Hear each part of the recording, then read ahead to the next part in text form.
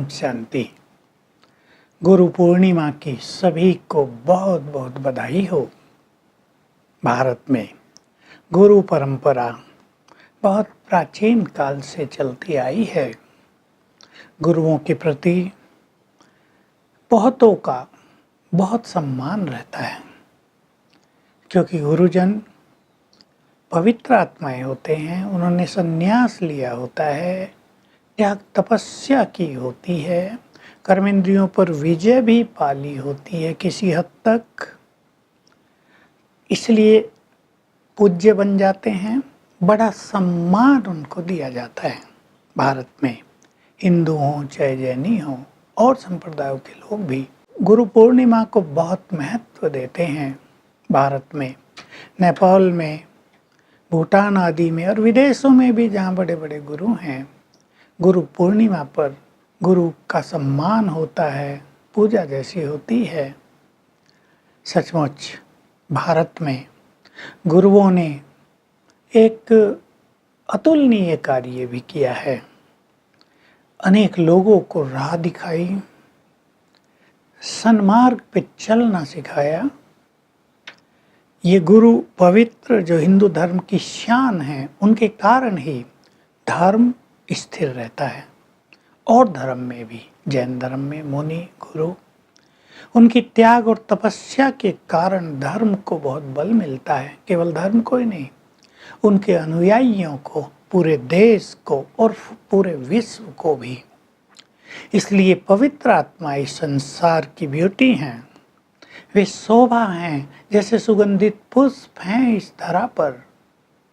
उनसे अनेक आत्माओं को जीवन जीने की प्रेरणा मिलती है, त्याग की प्रेरणा मिलती है, बुरे कर्मों से बचने की प्रेरणा भी मिलती है। इसलिए सभी गुरुओं को देश भी नमन कर रहा है, अनेक लोग नमन कर रहे हैं। हम भी बहुत प्यार से आप सभी को ओम शांति कह रहे हैं। हम सभी एक ऐसे परम सद्गुरु से जुड़ गए जिसकी लोग कल्पना भी नहीं कर सकते। भारत में, हिंदू धर्म में गुरुर ब्रह्मा, गुरुर विष्णु, गुरुर साक्षात महेश्वरम, इन तीन महान देवताओं को भी गुरु माना जाता है। भारत में तो जो शिक्षक होते हैं, पढ़ाते थे, उनको भी गुरु कहते थे और बड़ा सम्मान रखते थे। अब की बात छोड़ दें, लेकिन अब से 50 साल पहले से पहले शिक्षकों का भी बहुत सम्मान था। तो एक हैं शिक्षक, टीचर, दूसरे हैं गुरु। एक समय आता है इस सृष्टि पर जब भगवान स्वयं अवतरित होते हैं। वे परमपिता हैं, आभास देते हैं मैं तुम्हारा परमपिता हूँ। वे परम शिक्षक भी हैं, सत्य ज्ञान देते हैं, सृष्टि के आदि मध्य अंत का ज्ञान देते हैं, आत्मज्ञान, परमात्म ज्ञान, मुक्ति का ज्ञान, माया का ज्ञान, वैकुंठ का ज्ञान, संपूर्ण ज्ञान देते हैं। और परम सद्गुरु भी उनका एक स्वरूप है जो सबकी सद्गति करते हैं, ऐसी राह दिखाते हैं, ऐसा राजयोग सिखाते हैं जिससे सभी आत्माएं पावन बन जाती हैं और उनकी सद्गति हो जाती है। और वो परमात्मा के अवतरण का समय इस समय चल रहा है। हमने और हमारे साथी लाखों लोगों ने भगवान के ये तीनों स्वरूप देखे हैं। कई गुरु लोग भी ये गलती करते रहे, डोंट माइंड प्लीज, कि अपने को भगवान कहला दिया। कोई भी देहधारी भगवान नहीं होता। कोई महापुरुष हो सकता है, कोई देवात्मा हो सकती है, किसी ने अपना स्पिरिचुअल लेवल बहुत ऊंचा उठा दिया है, वो भगवान के बहुत समीप और समान हो सकता है, लेकिन भगवान नहीं। भगवान तो निराकार है, जो अजन्मा है, अजूनी है, जिसका कोई माता पिता नहीं होता, जो सदैव अव्यक्त है, देह से न्यारा है। श्रीमद् भगवत गीता में भगवान की महिमा का बहुत विस्तार से वर्णन है। तो हम सब ने देखा कि भगवान कैसे परम सद्गुरु बनकर आए हैं। पूजा नहीं कराते, चरण भी छूने नहीं देते क्योंकि संपूर्ण निरंकारी है।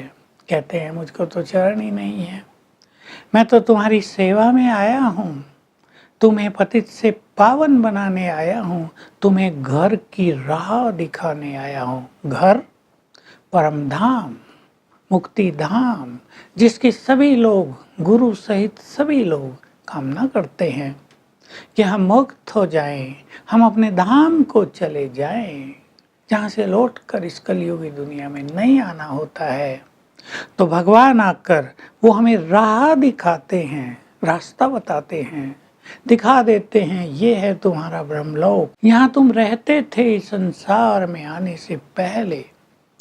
अभी ये सृष्टि का खेल पूरा हो रहा है और तुम्हें पावन बनकर सब कुछ यहीं छोड़कर फिर से अपने धाम चलना है। तो गुरु वो जो परम धाम की राह दिखाए, गुरु वो जो गति सदगति का मार्ग दिखाए, गुरु वो जो निराश आत्माओं में आशा के दीप जला दे, गुरु वो जो सबकी सदगति कर दे, वरदान दे दे, सिर पे ऐसा आशीर्वाद का हाथ रख दे जो कल्याण हो जाए। श्रीमद् भगवत गीता में तो कहा चौथे अध्याय में, जब जब धर्म की ग्लानि होती है मैं आता हूँ, उसमें अंत में भारत शब्द है।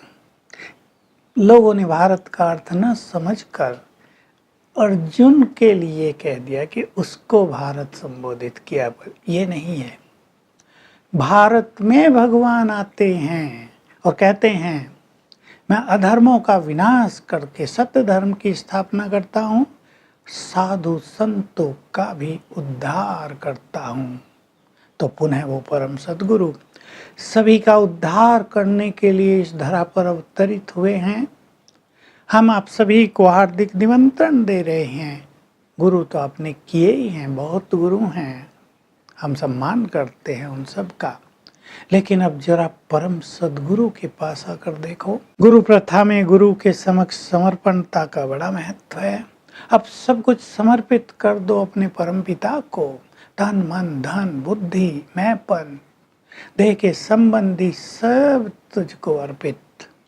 तो वो परम सद्गुरु सचमुच जब हम उसकी शरण में चले जाएंगे तो हमारा ये जीवन भी सरल हो जाएगा। यहीं हम मुक्ति और जीवन मुक्ति का अनुभव करने लगेंगे, मरने के बाद नहीं। तो बहुत सुंदर अवसर है। आइए, गुरुओं को आपने देख लिया, उनकी मधुर वाणी सुन ली, उनका ज्ञान सुन लिया। अब परम सद्गुरु का ज्ञान सुनिए, उससे गति सदगति का वरदान लीजिए। उसके पास आकर स्पिरिचुअली हम महान कैसे बने ये जान लीजिए। तो बहुत सुंदर अवसर है परम सद्गुरु की छत्र छाया में आने का। यदि हम ऐसा करते हैं तो सच्ची गुरु पूर्णिमा होगी और हम स्वयं भी संसार का कल्याण करने वाले बन जाएंगे। Thank you very much. ओम शांति।